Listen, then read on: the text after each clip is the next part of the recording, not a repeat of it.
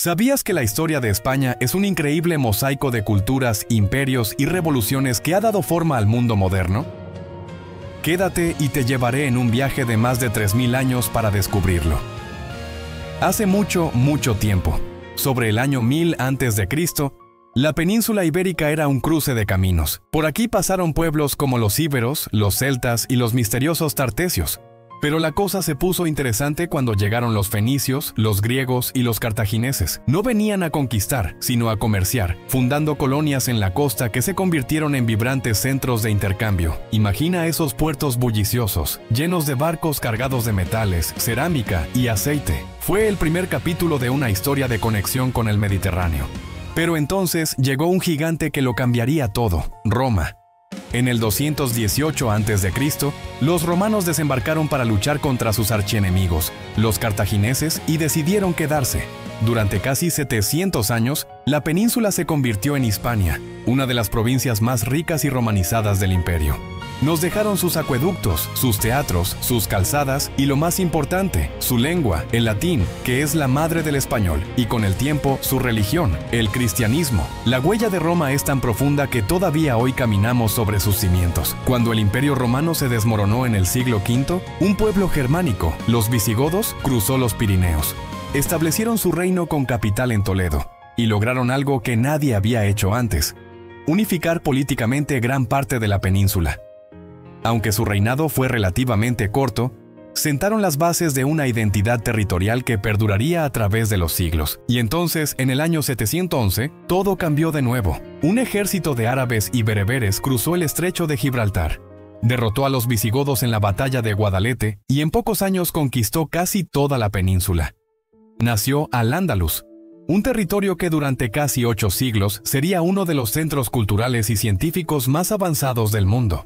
Córdoba se convirtió en la ciudad más grande y sofisticada de Europa, un lugar donde florecieron las matemáticas, la astronomía, la medicina y la filosofía, mientras el resto del continente vivía en la llamada Edad Oscura.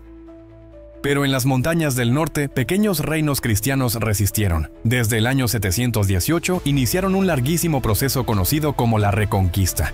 Fue una lucha de casi 800 años, no solo militar, sino también de repoblación y de afirmación cultural y religiosa. Batalla a batalla, siglo a siglo, estos reinos fueron expandiéndose hacia el sur, en un proceso lento y complejo que definiría para siempre el carácter de España. El año 1492 es, sin duda, una de las fechas clave en la historia universal, y todo se gestó aquí. Los reyes católicos, Isabel de Castilla y Fernando de Aragón, unieron sus coronas, completaron la reconquista con la toma de Granada, y en un acto de visión o de audacia, financiaron el viaje de un navegante llamado Cristóbal Colón. Su llegada a América no solo cambió el mapa del mundo, sino que puso a España en el centro del escenario global. Fue el nacimiento del Estado moderno español. Gracias a las riquezas de América y a una política de alianzas matrimoniales muy astuta, España se convirtió en el primer imperio global durante los siglos XVI y XVII. Bajo el reinado de Carlos I y su hijo Felipe II, se decía que en sus dominios nunca se ponía el sol.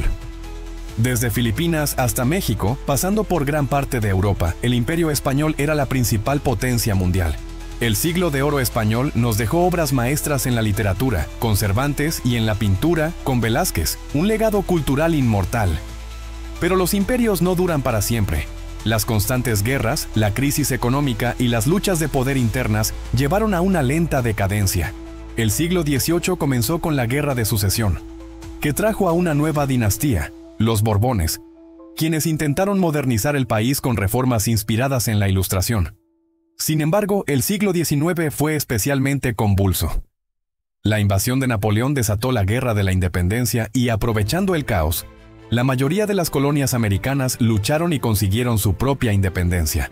España pasó de ser un imperio a una nación en busca de su identidad. El siglo XX trajo consigo tensiones sociales y políticas extremas que culminaron en la trágica Guerra Civil de 1936 a 1939. El conflicto dividió al país en dos y dejó cicatrices muy profundas. Tras la victoria del bando nacional, el general Franco instauró una dictadura que duraría casi 40 años, aislando a España del resto de Europa y del progreso democrático. A la muerte de Franco en 1975, se abrió un nuevo y esperanzador capítulo, liderada por el rey Juan Carlos I, y con el consenso de las fuerzas políticas se inició la transición democrática.